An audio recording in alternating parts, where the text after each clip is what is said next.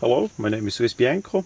In this video we will have a look at the SDS Imports tisas Zigana 9mm PX9 G2, the Gen 2. We see the item gets delivered in a nice plastic polymer box. As we open the item up, we see it comes with quite a lot of stuff in it. We have a holster. It comes not assembled. You need to assemble the holster. It's a typical injection molded deal with a locking tab here that interlocks with the front of the rail there. You can adjust the cant as well if you want to have it more angled. So basically that's in here. The item comes with 2 pieces 18 round magazines made by Mekgar. Those magazines are the SIG 226 9mm style. Then we have small parts, a heck of a small part. We have different back straps, small, medium and large. We're going to look at that. Currently the medium is on it. Then we have here in that bag here we have again small, medium, large of the side panels. Gonna look at that too. We have a cleaning rod, a brush, and the rod. The rod is a polymer affair, just really simple. Magazine loader, also typical affair, nothing special. Rather smooth. They could make a bit more texturing on it. 2 magazines I did mention. The pistol itself, of course, and we have a magazine funnel, so that comes with it too. Now I took it already a little bit apart. It also comes with that nice tool here to take some pins out, and you can also use that as a screwdriver for the mag funnel. The item was on sale by Centerfire Systems, $199 US, with shipping and tax. That was less than $230, so for that price that was really good. That's why the Centerfire sticker is in there. It also comes with a big manual. We're just gonna go quick through that. Just really quick. You can always stop the video to look at the details. From the system, it's just a 9mm locked Browning system design, nothing special there. Striker fired. In this case we don't have a hammer, and that is simple to be used with a manual safety on both sides, so it would be possible for be used by left-handers as well. As best as I see, the magazine catch can be reversed as well, so if you are left-hander you can put that on the other side. The finish is in this case a black finish. I would say quite likely a nitride. It is absolute durable so far. Surprisingly, that was not a cheap or easy to be damaged finish. There, that is the most important part. We see some details about the internals. By the tisas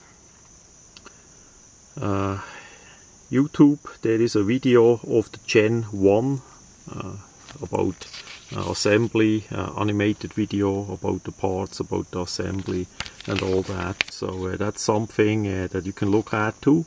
The quality from that company looks rather impressive. I did look at a couple videos online and apparently they have the only hammer forged barrel machine that can make such barrels, rifle barrels in Turkey, if that is correct. At least they say that on the video. And the Gen 1 was more towards the Springfield XD, which this series is based on, and the Gen 2 that we have here had some upgrades with the manual safety and the different shape of the grip. It looks more a bit like a Heckler & Koch, but again you can swap both sides of the grip as well to adjust the size for your hand, so that is unusual. So it's over 20 different configurations on the grip that you can have in that style. Now for about a year already the Gen 3 is out. This got rid of the manual safety, has a striker, a safety inside the trigger, like a Glock. That is the difference. And also the gun is optic ready. Now for Gen 2 we have the sights that are from Smith & Wesson military and police pistol series, interchangeable. I did not change that yet, as the sights are really good on this gun, but apparently it's that version, just a regular 9mm 40 and 45, not the shield or any optic ready version of the MMP, just a regular military and police Smith & Wesson sights will fit. For the Gen 3 they did switch that to Glock sights, so that the 9mm or 40 Smith & Wesson size of the Glock size sights will fit there. I don't have that gun, so I could not test that out. Now as we look at the gun itself, the item is empty. I'm just gonna take it apart first, so that we can look a bit at the detail. Starting with the slide, we have that Tenifer or nitrided finish. We see there a little bit wear, but it's really little for what it is, so pretty good finish. The bottle has a good lockup in the slide. There is not much play at all. We have the typical pinned design from the XD. This here is for the extractor. We have an outside extractor, and if you load ammunition in the chamber, this part here stands just slightly more out, that you see a little bit red on top there. It's not much, so and already it stands out, so you need to get used to it to see if that is if you have a chamber that is loaded or not. You have also the front serration, so you can press check. Now that pin here is rather important or unfortunate. That goes completely through the item and hold the striker in place. So if you want to clean the striker, you can't take it out without pressing out that hollow pin there, unfortunately. That is by design a feature that I don't like that much.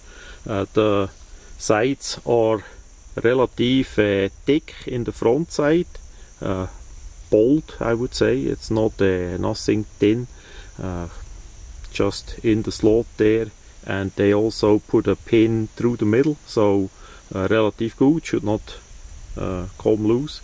The rear side is fully adjustable, quite likely for importing the item or easier importing to USA. The adjustment was dead on pretty much from the start, so we have adjusted it to the lower part here, completely on the lowest setting, and left to right you can adjust that as well with this screw here. So we have a serrated slightly serrated blade on the back. The side picture is really nice how it is, so I did not feel like changing it to a Smith & Wesson sight. Now the negative on the side is the hollow pin here. That may come out at a certain point because it has a little bit play and can move. So what I'm gonna do is to take it out and chamfer a bit so I can flat it out on the left and on the right side there, that stays in.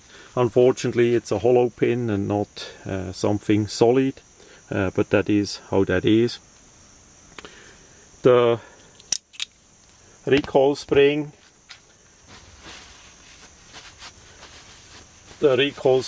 is all metal. It's a dual recoil spring, nothing special either there.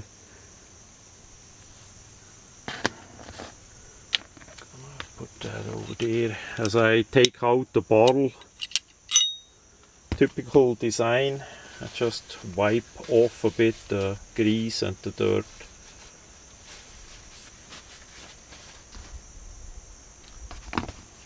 We have a typical Browning locking system in the slide. The bottom part is similar. The muzzle part is a little bit thicker than the rest. So we see there a bit wear too, but nothing special. The rifling is strong, the chamber is nicely polished inside, that all works. Now the feed ramp was about 80% polished, I did the rest, but even with those 80% we did not have any problems with shooting the item to the day, not a single malfunction. We have the marking, and again that is a hammer forged rifled barrel, so that should last really well. The muzzle is clean too. So nicely done. Then to the slide.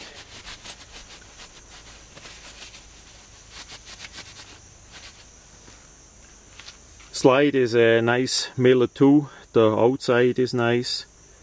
The inside is nice as well. We don't see chatter marks or anything.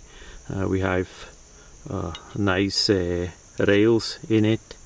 There we see that pin that I mentioned for the striker. The striker is over here. Typical design with the striker and the firing pin safety. And here we see the extractor and its pin. Here we see the striker spring. Typical design with the plate like a Glock design. But you need to press that part in that you can slide off that cover. The cover is made out of metal as well, and again you can only take the plate off and the spring and guide assembly and not the striker because of that pin there. And the extractor is a pin too, so it's unlike a Glock, you cannot take that out too easy. Same is with the striker safety here. Now you see that the parts are polished here. That I did that because the gun had some problems in the trigger function, brand new out of the box, which brings us to the frame. Quick wipe that down too.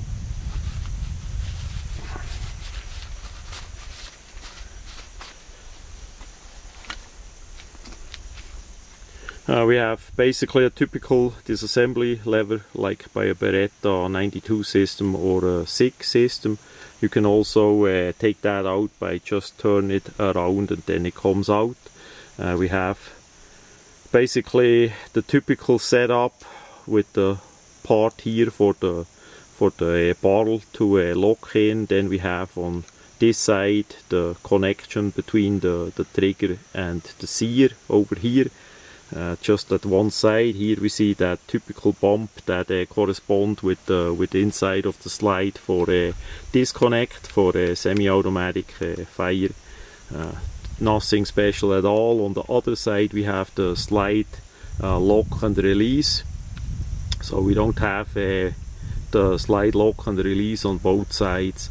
It's just in a typical older fashion or you know design setup, not with a double left side and right side slide lock. Behind we have the safety. It's just a safety, not a decocker, so on both sides nothing special there either. Then we have that part here for the striker safety that moves up as we press the trigger. So as you assemble the gun, the slide, you need to look that this part here is not too high up, because then the slide would not go back over the rails there. You need to make sure that that is in the lower position. Here we have the ejector, then we have here the sear that holds the striker, and you see that is a bit polished as well there. We have a big locking block part for the slide rails over here. It's pinned in place. You see that on that mentioned video where they assemble it. The rear part is a bit strange. It's a polymer, but with some metal parts in it as well. So for now we don't see much wear on that part here at all, and the lockup and everything is really well. So I wonder how long that's gonna last with that metal in the polymer, because we don't see any steel other than that pin there exposed, which holds the sear and the spring and all the little parts in there. So yeah, bit of different setup. Then we have the magazine button. Somehow we have here about 2 mm gap for whatever reason, so the thing has a bit more play than usually in that regards. Here is a bit strange. The texturing and all that is really nice. We even have a bit a protection guard here, just slightly. And as we look inside, maybe the camera gonna see it, we have a typical Glock design, a long spring that holds the part. So if you unhook that, you can switch the magazine button to the other side for left hand use. Yeah, that then we have the rail, typical rail. I did grab just a simple all-light weapon light to put it on, so that would look like this. We have no problem with the trigger guard there, easy to reach and all that. Trigger guard has some texturing. There is just a tisas stamp on it, and yeah, that pretty much is it. For cleaning, that's all what you need to do. Now with that disassembly tool, I already took that pin out here. That is held in place by a spring. That's the pin. We see there the two grooves where the spring is locking into, because we want to have a look at the grip configuration. So basically you can take it off like that. This is the medium size, and we see here the two parts where that interlocks. There we see the spring, the flat spring that holds onto that pin, and that is the first step if you wanna interchange the back straps. What I use is medium, but you can also use the smaller one here, or the really thick large one. We have quite some texturing on it. It's about like a leather. It is not too aggressive, unfortunately, but that's gonna get stippled in a while. So that is how that is. And then we have the side panels. There one is already coming out. As we move it out, we simply can press that out. We see we have those two groove parts that we need to align with the grooves here to put it in. So that's how that looks. Really simple, but it adds of course a bit on the thickness of the design, as you have those parts in it too. And as you put it in, you need to look that you grab the correct angle to put it in. Now I just put it in wrong. You see here it isn't flush with the grip. So it's easy to put it on the wrong way. You really need to look that the thing is flush and on top too. And then you put the part again on it. We see the locking part is here, so you simply go a bit from the lower part and then up, and then the pin of course. So you can adjust the grip in many configurations, really nice. And to add on, you can use the funnel, put that just here in the groove, and then we have here a hex screw. I took that out, that you can mount with that combination tool. Really nice. So that gives you a bit more funnel, and also a bit lip here for the hand if you need that, if you want that. For use, the grip has quite some texturing on it, but it's more on the slippery side, unfortunately. Plus we have here that finger groove. Unfortunately for my hands, it's not gonna fit too well there. That part here is too high up to the trigger guard. It should be a bit more down there. That is how that is. On other hands it may fit, but on my hands it doesn't. So that's something to think about. And also the regular magazines that come with it, the MechGuard 18 round magazines, work with the funnel or without. The magazines from MechGuard that have 20 rounds, I did a video on it, need a little bit trimming to actually work with the funnel, and that is in this part here. Hopefully the camera are gonna see the difference